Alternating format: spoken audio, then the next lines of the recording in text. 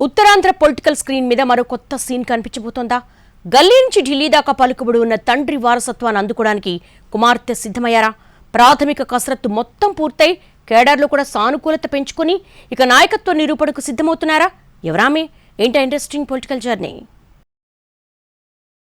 ఉత్తరాంధ్ర రాజకీయాల్లో యువతరం దూసుకొస్తోంది. టీడీపీ నుంచి చింతకాయల విజయ్, అదితి గజపతి, గౌతు శిరీష ఇప్పటికే ఛాన్స్ కొట్టేశారు. వారసత్వ రాజకీయాలపై ఆసక్తికరమైన చర్చ జరుగుతున్న టైంలోనే ఇప్పుడు అందరి కళ్లు బొత్స కుటుంబం వైపు మళ్లాయి.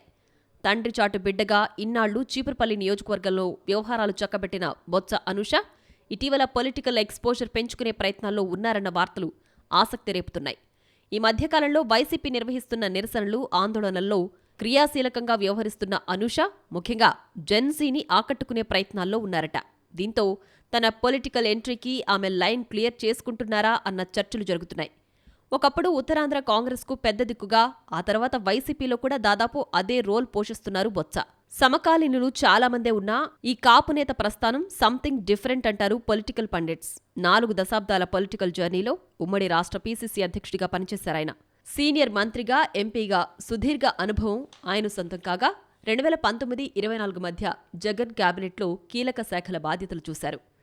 ప్రస్తుతం ఉమ్మడి విశాఖ జిల్లా స్థానిక సంస్థల ఎమ్మెల్సీగా, శాసనమండలి ప్రతిపక్ష నేతగా, పార్టీకి బలమైన గొంతుకగా కనిపిస్తున్నారు బొత్స.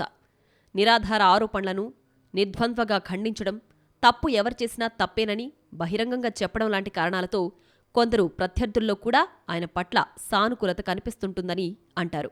ఇక సత్యబాబుతో పాటు ఫ్యామిలీ మొత్తం పాలిటిక్స్లోనే ఉంది. ఆయన భార్య బొత్స ఝాన్సీ 2 సార్లు ఎంపీగా పనిచేశారు.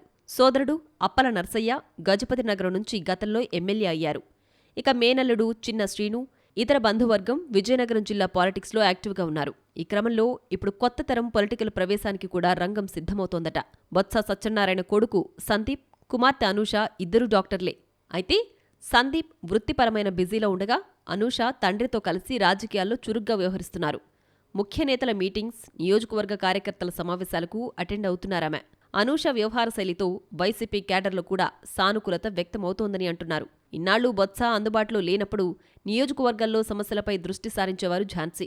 2024 ఎన్నికల్లో సత్యబాబు చీపురుపల్లి నుంచి పోటీ చేస్తే పార్టీ అధిష్టానం పట్టుబట్టి ఝాన్సీని విశాఖ రాజకీయాల్లోకి దించింది. బలమైన కుటుంబ నేపథ్యం, కాపు ఫ్యాక్టర్ కీలకంగా పనిచేస్తాయని భావించినా కూటమి వేవ్లో అవేవీ పనిచేయలేదు. ఇక ఓటమి తర్వాత కూడా ఫ్యామిలీ మొత్తం క్రియాశీలకంగానే వ్యవహరిస్తోంది. అనూష విశాఖలో ఉంటూ రాజకీయంగా, వ్యూహాత్మకంగా అడుగులు వేస్తున్నారట. కుటుంబపరంగా బలమైన పొలిటికల్ ప్లాట్ఫామ్ ఉన్నప్పటికీ అది అక్కడికే పరిమితమవుతుందని, దానికి అతీతంగా స్వతంత్రంగా ఎదగలిగితేనే నిలదొక్కుకోగలుగుతారన్నది బొత్స ఆలోచనట. అందుకే ఆ కోణంలోనే కుమార్తెకు పొలిటికల్ గైడెన్స్ ఇస్తున్నట్లు తెలుస్తోంది. రాష్ట్రంలో రాబోయేది స్థానిక సంస్థల ఎన్నికల హడావిడి. గ్రేటర్ విశాఖ మున్సిపల్ కార్పొరేషన్, జిల్లా పరిషత్లను గెలుచుకోవడం అధికార పక్షం కంటే వైసీపీకి చాలా ముఖ్యం. అందుకే సమర్థతతో పాటు ఆర్థికంగా బలమైన అభ్యర్థులు కావాలని చూస్తోంది ఫ్యాన్ పార్టీ. ఈ తరుణంలో బొత్స అనూష పొలిటికల్ జర్నీ ఎలా ప్రారంభిస్తారు, ఎక్కడి నుంచి అరంగేట్రం చేస్తారన్నది ఆసక్తికరంగా మారింది.